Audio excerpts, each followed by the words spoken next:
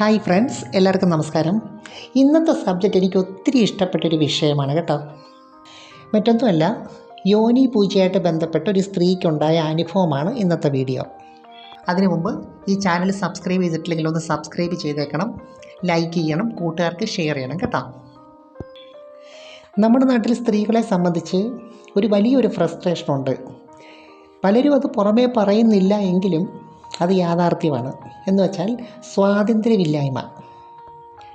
അപ്പോൾ ഈ പുറത്തേക്കൊക്കെ പോയി ഒന്ന് എൻജോയ് ചെയ്യാനുള്ളൊരു ഫ്രീഡക്കുറവ് സ്ത്രീകൾക്ക് അന്നും ഉണ്ട്, ഒരു പരിധി വരെ ഇന്നും ഉണ്ട്. അപ്പോൾ പുരുഷന്മാരെ പോലുള്ള ഒരു ഫ്രീഡം സ്ത്രീക്ക് സ്വാഭാവികമായിട്ടുമില്ല. ഇപ്പം വിവാഹം കഴിക്കാത്തൊരു പെൺകുട്ടിയാണെങ്കിൽ മാതാപിതാക്കളുടെ അനുവാദം വേണം, വിവാഹം കഴിച്ചവരാണെങ്കിൽ ഹസ്ബൻഡിൻ്റെ അനുവാദം വേണം. വിവാഹം കഴിച്ച സ്ത്രീകൾക്കാണ് ഇക്കാര്യത്തിൽ കൂടുതൽ വീർപ്പുമുട്ടലുള്ളതെന്ന് തോന്നുന്നു. അപ്പോൾ ജോലിയുള്ള സ്ത്രീകളെ സംബന്ധിച്ചിടത്തോളം അവർക്ക് ജോലിക്ക് പോകുന്നു വരുന്നു, അതുകൊണ്ട് അത്രയും അത് ഫീൽ ചെയ്യത്തില്ല. പിന്നെ ആകെപ്പാടെ ഒരു വീട്ടമ്മയെ സംബന്ധിച്ച് അവർക്ക് പോകാൻ ലൈസൻസ് ഉള്ള സ്ഥലങ്ങളെന്ന് പറയുന്നത് അമ്പലങ്ങൾ, പള്ളികൾ, പിന്നെ ആശുപത്രികൾ, പിന്നെ വിവാഹ ചടങ്ങുകൾക്ക്. അപ്പോൾ ഇത്രയും സ്ഥലങ്ങളിൽ എനിക്ക് തോന്നുന്നു അവരുടേതായിട്ടുള്ളൊരു തീരുമാനത്തിൽ പോകാൻ പറ്റും. വേറെ എവിടെ പോകണമെങ്കിലും അനുവാദം ചോദിക്കണം. ഇപ്പോൾ ഒരു പുരുഷനെ സംബന്ധിച്ച് അവരൊന്ന് കറങ്ങാൻ പോയി, ഒന്ന് റൗണ്ട് അടിക്കാൻ പോയി, അല്ലെങ്കിൽ ചുമ്മാതെ പോയെന്ന് പറഞ്ഞാൽ ആരും ഒന്നും ചോദിക്കത്തില്ല. പക്ഷെ ഒരു സ്ത്രീ അങ്ങനെ പറയുമ്പം ഒരു 100 ചോദ്യങ്ങൾ പിന്നെ വരും. എന്തിനാ പോയത്, എവിടാ പോയത്, ആരുടെ കൂടാ പോയത്, ആരെങ്കിലും ഉണ്ടായിരുന്നോ? ഇപ്പം വിവാഹം കഴിഞ്ഞവർ അങ്ങനെ എവിടെയെങ്കിലും പോയാൽ ഹസ്ബൻഡിന് സംശയം വരും, പിന്നെ വീട്ടുകാർക്ക് സംശയം വരും. അപ്പോൾ സ്വാഭാവികമായിട്ട് സ്ത്രീകളെ സംബന്ധിച്ച് വളരെ വീർപ്പുമുട്ടലാണ് കേട്ടോ. അപ്പോൾ ചുരുക്കി പറഞ്ഞാൽ ഈ ആരാധനാലയങ്ങളിൽ പോകുന്നതിനേ ഉള്ളൂ ലൈസൻസ് ഉള്ളത്, പിന്നെ ഹോസ്പിറ്റലിൽ പോകണ്ടോ. പക്ഷേ ഞാനിപ്പോൾ ഇതിങ്ങനെ പറഞ്ഞെന്ന് കരുതി എല്ലാ സ്ത്രീകൾക്കും ഈ പുറത്തൊക്കെ ഇങ്ങനെ പോകണം, അല്ലെങ്കിൽ കുറച്ച് ഫ്രീഡം വേണം, അങ്ങനെയൊന്നും ഉള്ളവരൊന്നും അല്ല. വീട്ടിൽ ഇരിക്കുന്നതിന് ഇഷ്ടമുള്ള ഒരുപാട് സ്ത്രീകളുണ്ട്. അങ്ങനെയുള്ള ഫ്രീഡം വേണ്ട എന്നുള്ള ആറ്റിറ്റ്യൂഡുള്ള ഒരുപാട് സ്ത്രീകളുണ്ട്. എന്നാൽ ഫ്രീഡം വേണമെന്നുള്ളവരുമുണ്ട്. ചെറിയ ശതമാനമാണെങ്കിലും അങ്ങനെയുള്ള പെൺകുട്ടികളും സ്ത്രീകളും ഒക്കെ ഇല്ലേ. അപ്പോൾ ഈ ഫ്രീഡം എന്ന് പറയുന്നതിനകത്ത് തെറ്റിദ്ധരിക്കുകയൊന്നും വേണ്ട കേട്ടോ. പുരുഷന്മാർ പോകുന്ന പോലെ ഉള്ളൂ. പുരുഷന്മാർ അവരുടെ കൂട്ടുകാരുമായിട്ട് എവിടെയെങ്കിലുമൊക്കെ ചുമ്മാ കറങ്ങാൻ പോകുന്നില്ലയോ എന്ന് പറഞ്ഞ പോലെ സ്ത്രീകളെ സംബന്ധിച്ച് അവർക്കും ഉണ്ടല്ലോ ഫ്രണ്ട്സ്. അവരുടെ കൂടെ ജസ്റ്റ് ഒന്ന് കറങ്ങാൻ പോകുന്നു, എടുക്കുന്നു, അങ്ങനെയുള്ളൂ. അപ്പോൾ എനിക്ക് പരിചയമുള്ളൊരു കൂട്ടുകാരിയുണ്ട്. കൂട്ടുകാരി എന്ന് പറയാനൊക്കത്തില്ല, ജസ്റ്റ് നല്ല പരിചയമുണ്ട്, ഇടയ്ക്ക് വിളിക്കാറുണ്ട്, സംസാരിക്കാറുണ്ട്. പക്ഷേ പുള്ളിക്കാരി വളരെ ഫ്രസ്ട്രേറ്റഡ് ആണ്. എന്ന് വെച്ചാൽ ഇങ്ങനെയുള്ളൊരു ഫാമിലിയിലാണ് ഇപ്പോൾ താമസിക്കുന്നത്. വിവാഹം കഴിഞ്ഞ സ്ത്രീയാണ് കേട്ടോ. എന്ന് വെച്ചാൽ വീടിന് പുറത്തോട്ട് പോകാനുള്ള അനുവാദമില്ല. എവിടെ പോകണമെങ്കിലും ഹസ്ബൻഡിനോട് ചോദിച്ച് അനുവാദം വാങ്ങിച്ചിട്ടേ പറ്റത്തുള്ളൂ. അപ്പോൾ പുള്ളിക്കാരി കാണാൻ ഒരു സാധാരണ ഒരു ലേഡിയെ പോലല്ല, കാണാൻ നല്ല സുന്ദരിയാണ്. എനിക്ക് തോന്നുന്നു അതുകൊണ്ടായിരിക്കാം ഇത്രയും ഒരു ഓവർ കെയറിങ് പുള്ളിക്കാരൻ അവിടെ കൊടുക്കുന്നത്. അപ്പോൾ രണ്ടിടത്ത് പോകാനുള്ള സ്വാതന്ത്ര്യം പുള്ളിക്കാരിക്കുണ്ട്. ഒന്ന് ഹോസ്പിറ്റലിലും, ഒന്ന് ഈ ആരാധനാപരമായ കാര്യമുണ്ടല്ലോ, അമ്പലങ്ങൾ, പള്ളികൾ, അങ്ങനെ. അതിന് പുള്ളിക്കാരന് പ്രശ്നമൊന്നുമില്ല. അപ്പോൾ അത് ആദ്യമേ പറഞ്ഞിട്ടുണ്ട്, വേറെ എങ്ങും പോകാൻ പാടില്ല, എവിടെ പോയാലും ചോദിച്ച് അത് അനുവാദം മേടിച്ചിട്ടേ പോകാവൂ. അപ്പോൾ ഇടയ്ക്ക് പുള്ളിക്കാരിക്ക് ഇതുപോലെ യൂട്രസ് സംബന്ധമായിട്ട് പ്രശ്നമുണ്ടായി. അപ്പോൾ ഇടയ്ക്ക് ഇങ്ങനെ അതിനകത്തൊരു ഡിസ്റ്റർബൻസ് ഉണ്ട് പുള്ളിക്കാരിക്ക്. അപ്പോൾ അതിന് മരുന്ന് കഴിക്കുന്നുണ്ട്, മറ്റ് പ്രശ്നങ്ങളൊന്നുമില്ല. അപ്പോൾ ഇടയ്ക്ക് പുള്ളിക്കാരി ഒരു പരസ്യം കണ്ടു, ഒരു സിദ്ധൻ്റെ പരസ്യമാണ്. എന്ന് വെച്ചാൽ സ്ത്രീ രോഗങ്ങൾക്ക് ആത്മീയത വഴി പരിഹാരം എന്ന് വെച്ചാൽ ആത്മീയ പൂജ വഴി പരിഹാരം എന്നാണ് പരസ്യത്തിനകത്ത് കൊടുത്തിരിക്കുന്നത്. അപ്പോൾ ഫോൺ നമ്പരും ഉണ്ട്, ഒരു സിദ്ധൻ്റെ പേരുമുണ്ട്. പുള്ളിക്കാരി ഫോൺ വിളിച്ച് ചോദിച്ചു. അങ്ങനെ ഫോൺ വിളിച്ചപ്പം പറഞ്ഞു, ഇതുപോലെ ഫോൺ വിളിച്ചപ്പോഴാണ് പറഞ്ഞത് ഇതുപോലെ യോനി പൂജയാണ്, യോനി പൂജ ചെയ്താൽ എന്ത് പ്രശ്നമുണ്ടെങ്കിലും അത് സംബന്ധമായിട്ടൊക്കെയുള്ള പ്രശ്നങ്ങൾ മാറും എന്ന് പുള്ളിക്കാരൻ പറഞ്ഞു. അപ്പോൾ ഫോണിൽ കൂടെ പുള്ളിക്കാരനെല്ലാം തുറന്ന് പറഞ്ഞിട്ടാണ്, എന്ന് വെച്ചാൽ ഇത് ചെയ്യുന്ന രീതി ഇങ്ങനെയാണ് എന്നൊക്കെ തുറന്ന് പറഞ്ഞ് സമ്മതമാണെങ്കിൽ വന്നാൽ മതി എന്നുള്ള രീതിയിൽ. അപ്പോൾ സാധാരണ ചില സ്ത്രീകൾ യോനി പൂജ അങ്ങനെയൊക്കെ പറഞ്ഞാൽ ചിലപ്പോൾ പോത്തില്ല. പക്ഷേ പുള്ളിക്കാരൻ്റെ സംസാര രീതിയും ആ ഇടപെടലും ഒക്കെ കേട്ടപ്പോൾ പുള്ളിക്കാരിക്ക് എന്തോ ഒരു അട്രാക്ഷൻ, എന്നാൽ ഒന്ന് പോയി നോക്കിയേക്കാം എന്നുള്ള ഒരു ഫീലിങ്സ്. അപ്പം വീട്ടിലാണെങ്കിലും ഒരു ആശ്രമത്തിൽ പോന്നു എന്ന് പറഞ്ഞാൽ മതിയല്ലോ. അങ്ങനെ പുള്ളിക്കാരൻ പറഞ്ഞ് ഈ സ്ഥലത്ത് പുള്ളിക്കാരി ചെന്നപ്പോൾ പക്ഷേ അവിടെ ആശ്രമമൊന്നുമല്ല കേട്ടോ, ഒരു ലോഡ്ജാണ്. ലോഡ്ജെന്ന് പറഞ്ഞാൽ ഒരു വലിയൊരു ലോഡ്ജ്. അതിനകത്തൊരു മുറിക്കകത്താണ് ഈ സിദ്ധനുള്ളത്. സിദ്ധൻ എന്ന് പറഞ്ഞാൽ ഈ സന്യാസി സ്വാമി അങ്ങനെയൊന്നും അല്ല. യഥാർത്ഥത്തിൽ പുള്ളിക്കാരൻ അങ്ങനെ വലിയ സിദ്ധനൊന്നും അല്ല കേട്ടോ. അങ്ങനെയൊന്നുമല്ല, സാധാരണ ഒരാളിൻ്റെ വേഷമൊക്കെയാണ് പുള്ളിക്കാരന്. എന്ന് വെച്ചാൽ പുള്ളിക്കാരൻ ഒരു ഒറിജിനൽ സിദ്ധനൊന്നും അല്ല.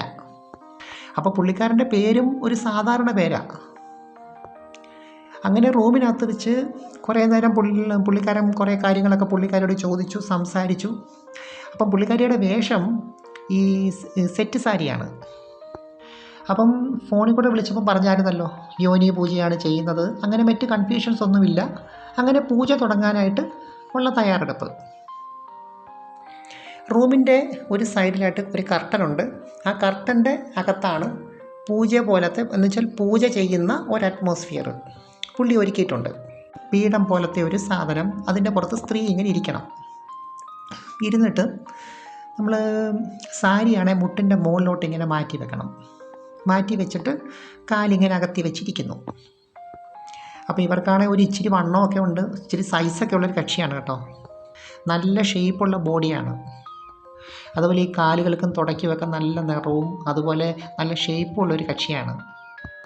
അപ്പോൾ സ്വാഭാവികമായിട്ടും കാലിങ്ങനെ അകത്തി വെച്ചിരിക്കുമ്പോൾ പാൻറ്റീസ് കാണാമല്ലോ. അപ്പോൾ ആദ്യം ഇവർക്കൊരു ചമ്മലായിരുന്നു കേട്ടോ ഇത് ചെയ്യാനായിട്ടേ. അപ്പോൾ സിദ്ധനും പറയുന്നത് താല്പര്യമുണ്ടേ ചെയ്താൽ മതി എന്ന രീതിയിലാണ്. ഒന്നിനും പുള്ളി ഫോഴ്സ് ചെയ്യത്തില്ല. അപ്പോൾ അത് തുടക്കം മുതലേ അങ്ങനെ ആയിരുന്നു. തുടക്കം മുതലേ ഫോൺ വിളിക്കുമ്പോൾ മുതലേ തന്നെ ഒരു കാര്യത്തിനും പുള്ളി ഫോഴ്സ് ചെയ്യത്തില്ല, ഒരു കാര്യത്തിലും അങ്ങനെ നിർബന്ധം പിടിക്കത്തില്ല. എല്ലാം ഈ വരുന്നവരുടെ ഇഷ്ടം, അത്രയേ ഉള്ളൂ. അപ്പോൾ എന്തായാലും ഒന്ന് ചെയ്ത് നോക്കാമെന്ന് പുള്ളിക്കാരി കരുതി. പുള്ളിക്കാരി സിദ്ധം പറഞ്ഞ പോലെയൊക്കെ ഇരുന്ന് കൊടുത്തു. ആദ്യം ഇങ്ങനെ കുറച്ച് പൂക്കളൊക്കെ എടുത്ത്, ഇപ്പോൾ കുറേ പൂക്കളൊക്കെ അവിടെ സെറ്റപ്പ് ചെയ്ത് വെച്ചിട്ടുണ്ട്. കുറേ പൂക്കളൊക്കെ ഇങ്ങനെ യോനി ഭാഗത്തേക്ക് ഇങ്ങനെ കുറച്ച് മന്ത്രമൊക്കെ ഇങ്ങനെ ചൊല്ലിയിട്ട് യോനിയിലേക്ക് ഇങ്ങനെ പൂക്കളൊക്കെ ഇട്ടു. അതിനുശേഷം ഒരു വടി എടുത്തിട്ട് ആ ഭാഗത്ത് ഇങ്ങനെ കറക്കി കറക്കി കറക്കി കറക്കി പിന്നെ യോനിയിലേക്ക് ടച്ച് ചെയ്തു. ആ യോനിയുടെ ഭാഗത്ത് ടച്ച് ചെയ്തിട്ട് പാൻറ്റീസിൻ്റെ പുറത്ത് ടച്ച് ചെയ്തിട്ട് അവിടെ എന്തോ ഒരു ചിത്രം പോലെ, എന്തോ ഒരു സിമ്പൽ പോലെ പുള്ളി ഇങ്ങനെ ഏതോ ഒരു മന്ത്രം പറഞ്ഞിട്ട് ഇങ്ങനെ വരയ്ക്കാൻ തുടങ്ങി. അപ്പോൾ ഈ സിദ്ധനെ സംബന്ധിച്ച് പുള്ളിക്കാരൻ ഷർട്ടൊക്കെ അങ്ങ് ഊരി മാറ്റി ഒരു ഒറ്റമുണ്ട് പോലത്തെ ഒരു മുണ്ടെടുത്തുകൊണ്ടാണ് ഇത് ചെയ്യുന്നത്. അങ്ങനെ കുറേ നേരം ഇതിങ്ങനെ തുടർന്നു. ഏതോ ഒരു സിമ്പൽ വരച്ചിട്ട് ഇങ്ങനെ മന്ത്രം ഉരുവിടുന്നത് ഒരു 10 മിനിറ്റോളം ഇങ്ങനെ തുടർന്നുകൊണ്ടിരുന്നു. പക്ഷേ ഈ ഒരു ടച്ചിങ് ഉണ്ടല്ലോ, ഈ വടി കൊണ്ടുള്ള, അത് പുള്ളിക്കാരിയിൽ, ഈ ലേഡിയിൽ ഒരു വല്ലാത്ത ഒരു വികാരം ഉണർത്താൻ തുടങ്ങി. അതുവരെ മറ്റ് പ്രശ്നങ്ങളൊന്നുമില്ലായിരുന്നു, നല്ല കൺട്രോളായിരുന്നു വികാരപരമായിട്ടൊക്കെ. പക്ഷേ ഇവിടെ ടച്ചിങ് വന്നപ്പോഴത്തേക്ക് ആ വികാരത്തിലോട്ട് വരാൻ തുടങ്ങി പുള്ളിക്കാരി. അങ്ങനെ വടി അങ്ങ് മാറ്റി. വടി മാറ്റി പുള്ളി കുറച്ച് പൂവെടുത്ത് വീണ്ടും അവിടെയൊക്കെ പൂജിക്കുകയും കുറച്ച് തീർത്ഥം എടുത്ത് തളിക്കുകയൊക്കെ ചെയ്തു. അപ്പോൾ കണ്ണൊക്കെ അടച്ച് ശ്വാസമൊക്കെ എടുത്ത് റിലാക്സ് ചെയ്തിരിക്കാനാണ് ഈ സിദ്ധം പറഞ്ഞത് ലേഡിയോട്. എന്നാലും ഇവർ ഇടയ്ക്കിടയ്ക്ക് കണ്ണ് തുറന്ന് നോക്കും പുള്ളി എന്തോ ചെയ്യുന്നതെന്ന്.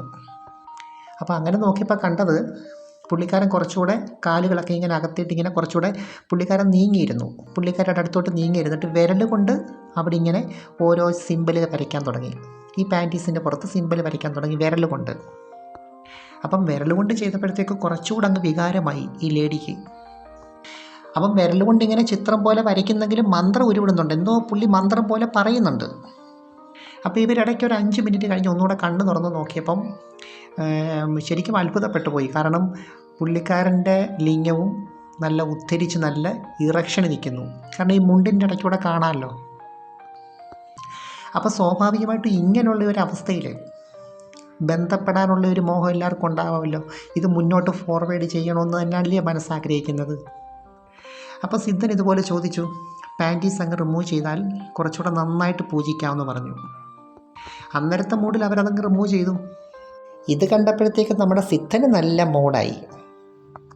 അപ്പോൾ സിദ്ധനും ആ ഫ്രണ്ടിൽ നിന്ന് ആ മുണ്ട് ജസ്റ്റ് ഒന്ന് മാറ്റി വെച്ചിരുന്നു. ഈ ഒരു സിറ്റുവേഷൻ നിങ്ങൾക്കിപ്പോൾ ഭാവന കാണാൻ കഴിയുന്നുണ്ടോ? 2 പേര് ഫേസ് ടു ഫേസ് ഇങ്ങനെയുള്ള ഒരു ഇരിപ്പ്. പിന്നീട് അവിടെ നടന്ന കാര്യങ്ങളൊക്കെ വല്ലാത്ത ഒരു അനുഭൂതിയാണെന്നാണ് പുള്ളിക്കാരി പറഞ്ഞത്. നമ്മുടെ ഉള്ളിൽ ഈ വികാരങ്ങളെല്ലാം ഉണ്ട്. ഓരോ സാഹചര്യത്തിനനുസരിച്ച് ഇത് പുറത്തേക്ക് വരും. അപ്പോൾ ഇവിടെ സംഭവിച്ച എന്താണ്, നമ്മളൊരു സ്പ്രിങ് ഇങ്ങനെ മേളിൽ നിന്ന് ഇങ്ങനെ താഴേക്ക് അമർത്തി കൊണ്ടുവരത്തില്ലേ? എന്ന് വെച്ചാൽ നമ്മുടെ വികാരത്തെ എത്രത്തോളം നമ്മൾ അടിച്ചമർത്തുന്നത്, നമ്മൾക്കൊരു റിലാക്സേഷനും ഇല്ലാതെ നമുക്കൊരു സ്വാതന്ത്ര്യവും ഇല്ലാതെ എത്രത്തോളം നമ്മളിങ്ങനെ അടിച്ചമർത്തി വെക്കുന്നു, അത് അവസാനം ഒരു ഘട്ടം കഴിയുമ്പോൾ അത് പൊട്ടിത്തെറിക്കും. പക്ഷേ ഇപ്പം ഞാനിതൊരു ഒരു ഉദാഹരണം പറഞ്ഞതേ ഉള്ളൂ. അല്ലാതെ മറ്റ് ചില സ്ത്രീകളുണ്ട്, അവർ ചെയ്യുന്നത് ചില ബന്ധങ്ങളിലേക്ക് പോവാണ്. മറ്റാരെങ്കിലുമായിട്ട് ബന്ധപ്പെട്ടിട്ട് അവരുമായിട്ട് ബന്ധപ്പെടും. അപ്പോൾ എല്ലാവരും ഇങ്ങനെ ചെയ്യുമെന്നൊന്നും അല്ല ഞാൻ പറയുന്നത് കേട്ടോ. ചുരുക്കം ചില ആൾക്കാർ അവരുടെ ഒരു പക്ഷേ വികാരങ്ങളെ ഡൈവേർട്ട് ചെയ്യാൻ കഴിയാത്തവരായിട്ടുള്ളവർ അവർ നേരിട്ട് അത് അനുഭവിക്കാൻ നോക്കും. അപ്പം ഞാൻ പറഞ്ഞു വരുന്നത് ഇത്രയേ ഉള്ളൂ. അമിതമായ റെസ്ട്രിക്ഷൻസ് നമ്മൾ ആർക്കും കൊടുക്കരുത്. അമിതമായിട്ട് കുറച്ചൊക്കെ ഓക്കെ. അങ്ങനെ റെസ്ട്രിക്ഷൻസ് വന്നാൽ അതിനെതിരെ ഒരു മാർഗം അവർക്ക് കണ്ടുപിടിക്കാൻ പറ്റും സ്വാഭാവികമായിട്ടും. അപ്പം നമുക്ക് മറ്റൊരു വീഡിയോ കൂടെ വീണ്ടും കാണാം. സബ്സ്ക്രൈബ് ചെയ്യാത്തവർ സബ്സ്ക്രൈബ് ചെയ്യണം, ലൈക്ക് ചെയ്യണം, കൂട്ടുകാർക്ക് ഷെയർ ചെയ്യണം കേട്ടോ. Thanks for watching. See you next time. By.